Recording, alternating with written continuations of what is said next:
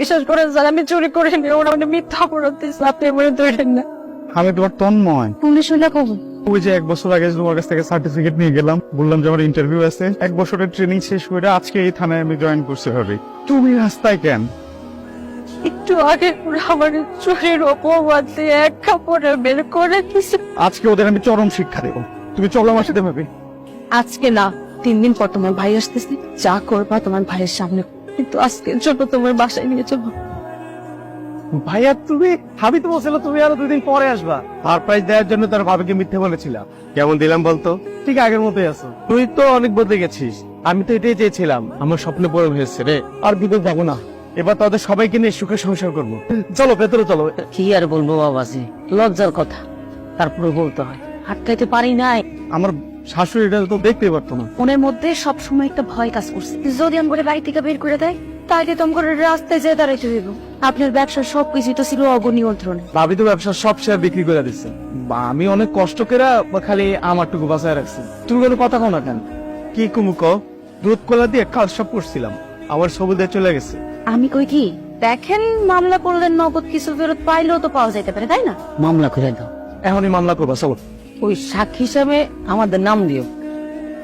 মেজো ভাই ভাইজানকে নিয়ে থানায় এসেছিল, তোমার আর আমার নামে মামলা করে গেছে। তোমার ভাই আমাকে না বলে কাজ করতেই পারে না। মামলা তো করে এসছি, এখন আবার এত কি নিয়ে টেনশন করতেছেন?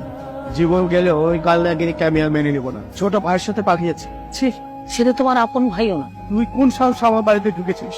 বিশেষ করে আমি বেইমানি করিনি। কাকে বিশেষ করবো? যে তার ছোট দেবর সাথে পালিয়েছে। থানায় মামলা করেছিস, তারপর আদালতে করবো। এখনই বেরিয়ে যাও বাড়ি থেকে। সময় মতো এসেছে অফিসার, ওকে ধরে নিয়ে যান। ওকে ধরলে আমার ভাইকে পাবেন। অবশ্যই নিয়ে যাব, তবে ওনাকে নয়, সাজিদ সাহেব এবং তার বউ শাশুড়িকে। আমাদেরকে কেন নিয়ে যাবেন? মানে আমরা কি করছি? আপনি আপনার ভাবির স্বাক্ষর জাল করে আপনার ভাইয়ের ব্যবসা নিজের নামে লিখে নিয়েছেন। মিসেস জুলিয়া এবং তার মা একটা স্বাভাবিক ভিডিওকে এডিট করে অস্বাভাবিক বানিয়েছে, তাই আমাদের নামে অভিযোগটা কে করলো? এসআইডি আজ হাসান তন্ময়। সাজিদ, আমি ভেবেছিলাম তুমি আমাদের পক্ষে আছে, কিন্তু তন্ময় না বলে তুমি জানতেই পারতাম না এই সব কাজ সাজিত, মিথ্যে এবং সাজানো। তোমার সম্পত্তি ভোগ দখলের জন্য ওরা এই সব কাজগুলো করেছে। ওরা যা বলেছে সব মিথ্যে। তুমি ওদের কথা বিশ্বাস করো না। আমি তো তোমার আপন ভাই, আমার কথা বিশ্বাস করো। এরা সব মিথ্যা কথা বলতেছে। নিশ্চয় ওদের মধ্যে কোনো ধান্দাবাজি আছে, এই জন্যই ওরা এরকম করতেছে। আমার তো বয়স হচ্ছে, 2 দিন পর মরে যাবো, এক পক্ষ মরে গেছে, আমি কি মিথ্যা কথা বলতে পারি? ভাইজানকে বলে কোনো লাভ হবে না, যা বলার থানায় গিয়ে বলবেন, কারণ আপনাদের প্রতিটি অপকর্মের প্রমাণ পুলিশের হাতে চলে এসেছে। আপনারা যাদেরকে দিয়ে জাল দলিল এবং ভিডিও এডিট করিয়েছিলেন তারা এখন থানায় বলবে।